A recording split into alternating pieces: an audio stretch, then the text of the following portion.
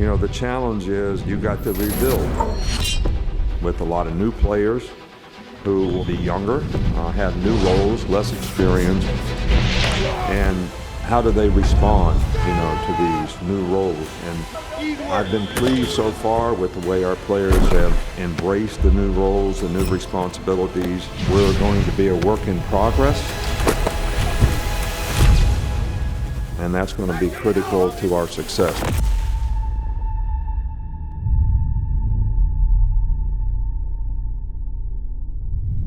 Welcome, everybody, to another edition of the Nick Saban Show, brought to you by TruckWorks. I'm Chris Stewart, along with the head coach of the Alabama Crimson Tide. Coach, congratulations. 20-14, the win over LSU tonight. Well, it was hard fought. I was really proud of the way the players competed in the game. It was a close game. You know, we didn't really play great on offense, especially up front. We struggled to run the ball, and we had a lot of protection issues where Bryce had a lot of pressure. But the defense stepped up and made plays when they needed to make them. I thought scoring the 14 points right before the half was big from a momentum standpoint. So, you know, you got to be able to win close games, and you got to be able to – I knew LSU would play a great game, and they played a great game, and they did a really good job.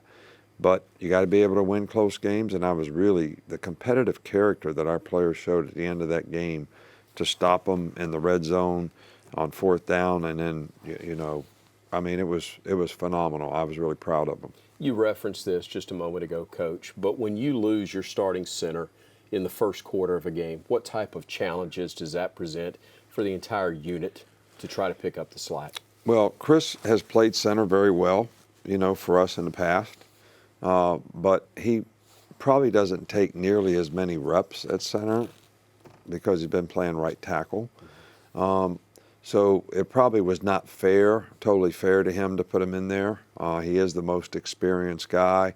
And I actually thought Damian George did a pretty good job of playing right tackle. So, but anytime you lose a center, he's a guy that makes all the calls and really helps everyone up front play better. It has some impact on the front, no doubt. All right, Coach, let's take a look at those first half highlights.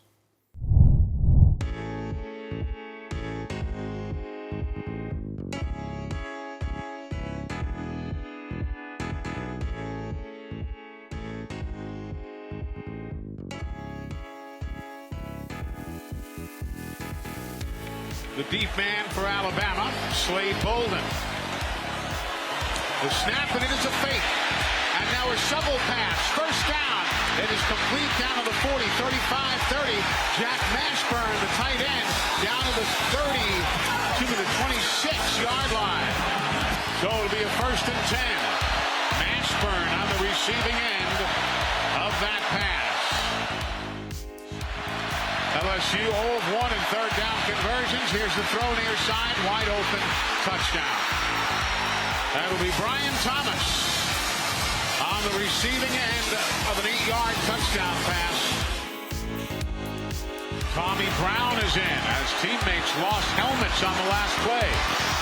So Brown checks in. Here's the give. Robinson up the middle. Touchdown, Alabama. Touchdown, Alabama. Just powering in from 2 yards away. And the Crimson Tide have drawn to within a point here in the second quarter. Davis Price to the left of his quarterback. Here's the snap. Good protection. Time to throw. Near side. Intercepted off a deflect by Alabama. Jalen Armour Davis. And Alabama with the 3rd interception of the year by Jalen Armour Davis. 7-7 the score. Bama trying to take the lead late in the half. Here's the snap. Pressure off the edge. Here's the throw. Mechie open. Touchdown, Alabama. He cut away from Dwight McLaughlin coming to the near sideline. And despite the pressure coming in on Bryce Young, he hit the man in a pinpoint fashion. And Bama takes the lead.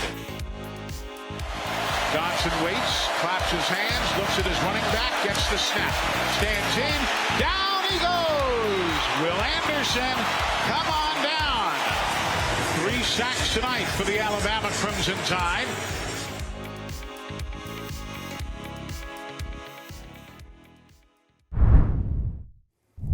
Coach, the first half as a whole probably didn't go the way you would have liked, but it certainly ended well.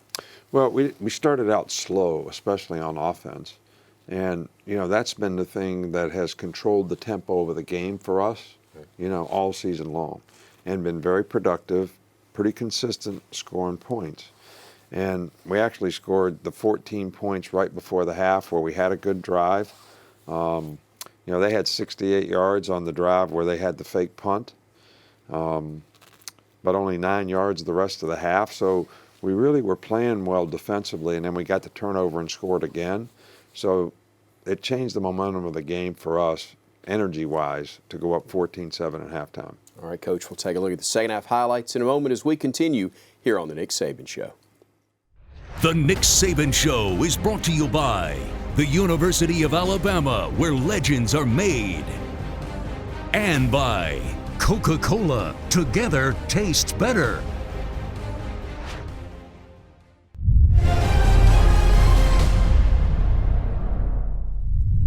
Coach, 14-7 at the half. What was the message at the break?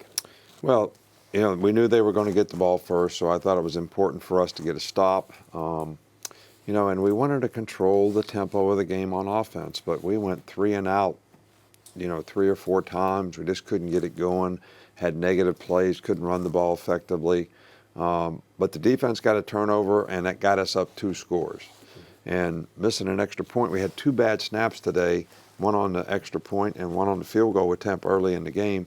And that hasn't been an issue all year, and it's never been an issue in practice. So, but all these things are little kinks that you got to get worked out because they do have significant consequences, and that missed extra point could have made the difference in the game at the end of the game. Well, let's get into those second half highlights.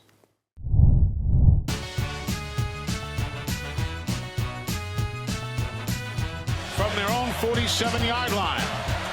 White jerseys, gold pants, purple numbers and trim, big handoff, big hole. Price gets out across and loses the ball at the 40-yard line, and Alabama recovers it. And Nick Saban is going to smile. Only the 3rd fumble recovery of the year for the Alabama Crimson Tide. So now a 2nd down and 10. Again, Bryce backpedals, has time, loads up, looks long. Jamison Williams got it behind the defense. He is gone. Touchdown, Alabama. 58 yards. And for the Crimson Tide, some breathing room. Heading for the end zone to our right. The snap. Johnson looks, throws, and is caught by the tight end, and he turns around and takes it in for the touchdown. Jack Besh.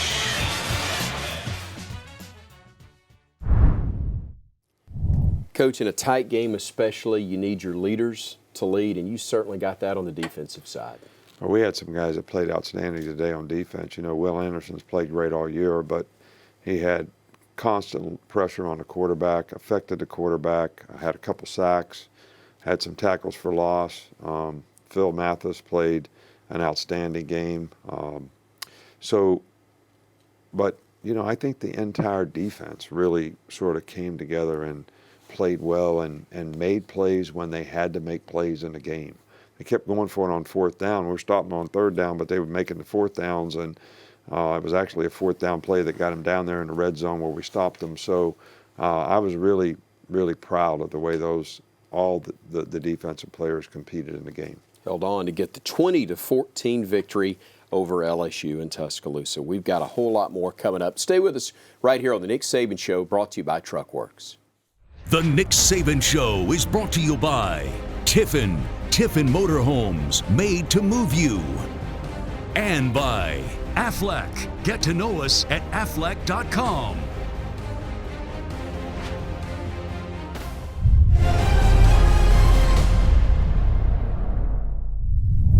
Coach, there are probably a couple in a game like this, but what was the turning point for you? I think it was a big turning point when we scored 14 points right before the half. But when the game's 20-14 and you have a goal line stand and you stop them 4 plays in a row inside the 10-yard line in a 1-score game, that has to be the turning point. So I definitely think that was the difference in the game. A guy who's been a difference for you on your staff for years. They used to probably just call him the trainer. Boy, Jeff Allen is a whole lot more than just that. Oh, Jeff Allen is, I don't know if there's a better guy to lead your medical staff than Jeff Allen. And he's got great relationships with the players. It's so important that the players trust the medical staff, and he has the complete trust of all of our players and does a great job in rehab with them. He's a fantastic person, has a great family. There's not enough to be said about the job that he's done here the entire time that he's been here, and what a great job he's done the last couple of years with our team. And he's got a fancy title. I want to make sure I get it right. The Associate Athletics Director for Sports Medicine. He's Jeff Allen. We're going to go Mercedes-Benz All Access, learning more about him. It's really hard to believe that this is my 15th season at Alabama. I mean, I came here in 2007. I think maybe May or June of 2007. Coach Saban got here in January, and then I was fortunate enough to tag along and come that June. And it's been an unbelievable experience. And when I look back on it, it just blows me away that it's been 15 years and 15 seasons. But what a great 15 seasons they've been. You know, when I think about my time here at Alabama, you know, I kind of think about my family and how we've grown as a family. My wife, Mary, and my daughter, McKenna. You know, we are all so invested in the university. Mary is a professor on campus in the speech and language pathology department. And McKenna, now she's a student here at Alabama. She's a senior in the education program, and she's also a Crimsonette. It's just our lives really revolve around this place. It's been a true blessing and an honor for me to be able to be at Alabama, you know, for 15 years, and hopefully some more. I certainly hope so, because my family and I absolutely love it, and it's been, like I said, a true honor to do it. But one thing when you've been at a place that long is you look back after 15 years and you reflect really not necessarily on all the wins, which have been great, but really more on the relationships that we've had a chance to build, both in our Alabama family, but also outside just in the community in Tuscaloosa and around the state. But when I think back on just 15 years, you know, probably one of the most special things for me is my relationship with Coach Saban and the bond that I feel like that we have. You know, I think a lot of people don't really fully appreciate how critical of a relationship that is between the head coach and the athletic trainer. If there is not a good relationship there, I don't see how a program can be successful. And unfortunately, that does happen a lot of places, but that's never been the case here. Coach Saban has been nothing but supportive of everything that we do medically, and literally, you know, gives us everything we need to do our job and to take care of our players. So, I mean, when I just think about that, I'm so grateful and thankful for that. I'm thankful for his trust, and hopefully I can continue to earn that, his trust and his respect, and continue to have many more years of working with him, because it's certainly been an honor. Roll Tide, baby. Well, Coach Ballou and Dr. Ray are just unbelievable at what they do as strength and conditioning coaches. And I think what separates them from everybody else in that profession, in my opinion, is they understand their number one priority really is injury prevention. If they're not focused on injury prevention in the weight room, we're going to be in serious trouble. And I have seen the effects of what they've done. Our injuries last year in their first season here were dramatically lower than what they had been. And that's not, you know, to throw any negativity toward what we've done in the past, because obviously it was effective, but they've taken it to another level. Boom, right there. Look at that. Look how much better that is. Arms You know, up. when I look at it just personally, you know, I do think about all the players that have come through here since Coach Saban has been here. Certainly the guys that had injuries that we were able to help. And obviously, I've so enjoyed watching them go on to the next level and have great success. That's really been special.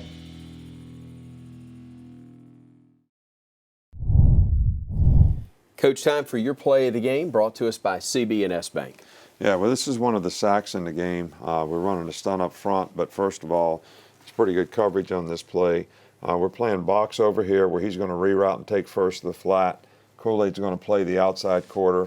The safety here has got 2 over the top of 8, and Henry's going to drop off a 3. All right, so it kind of makes a box. And over here, we're bracketing this guy. Malachi's got him outside. Nine's going to take him inside. So Jaden Armour-Davis is singled. But we're really running a stun here up front to try to get quarterback pressure because they had heavy tendency when they're 4 open, all right, to pass the ball, especially when 80 was in the game at tight end. All right, so we're actually running a jam here. He sets it up and comes around.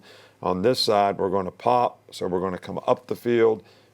Will's going to go up and under. He comes free and makes a sack. So you can kind of see it right here. I mean, Phil does a great job of penetrating.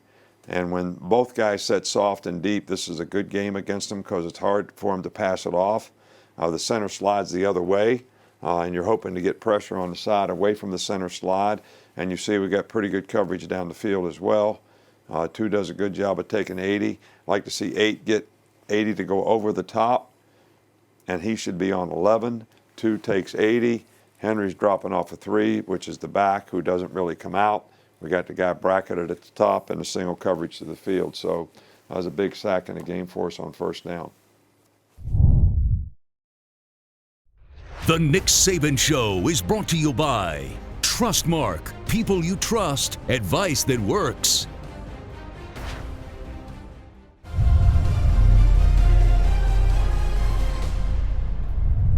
Coach, we talked about your defense a little bit earlier in the show, and Daniel Wright is a major part of that.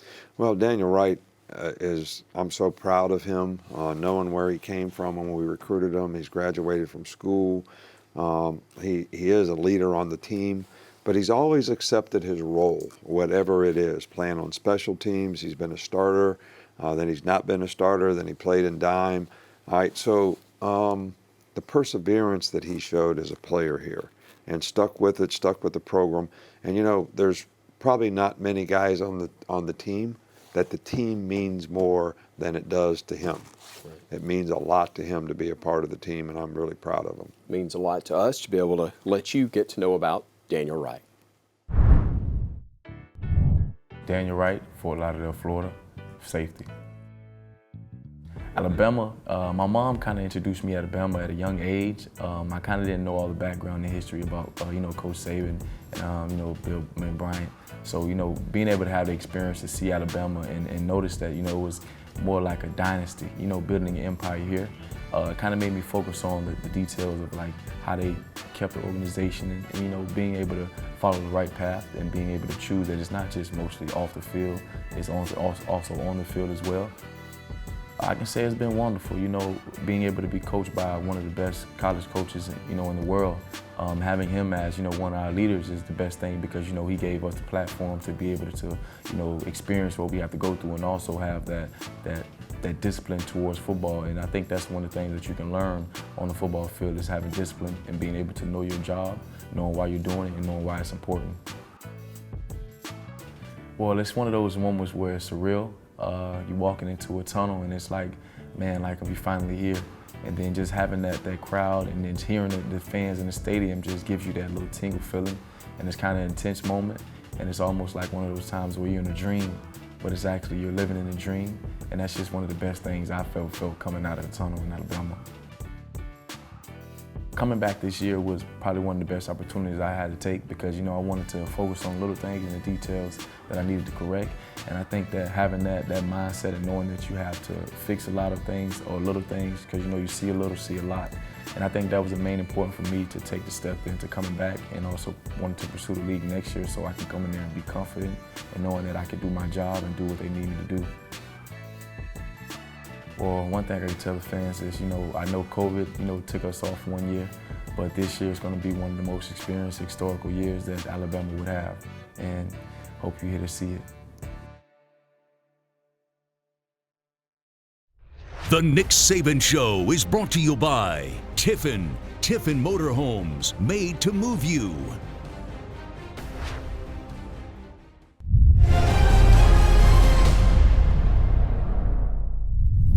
Coach, as we look at what's next, we go from a late kick against LSU to an early kick against New Mexico State. Well, it's really not about who we play at this point in the season. I think there's a lot of things that we need to fix, that we need to improve on, and we need to focus on getting that done this week. regardless of who we play. The opponent always should be faceless. It should be about you trying to be the best player that you can be, and I'm sure there's a lot of players that feel like, maybe this wasn't their best game, although we give LSU a lot of credit for how they played. We need to fix the things we need to fix so that we can be more effective and consistent as a team. Congratulations again on the win tonight, Coach. Thank you for the time as always. Thank you for joining us, and we'll see you next week here on The Nick Saban Show. The Nick Saban Show is brought to you by Coca-Cola. Together tastes better. By the University of Alabama, where legends are made.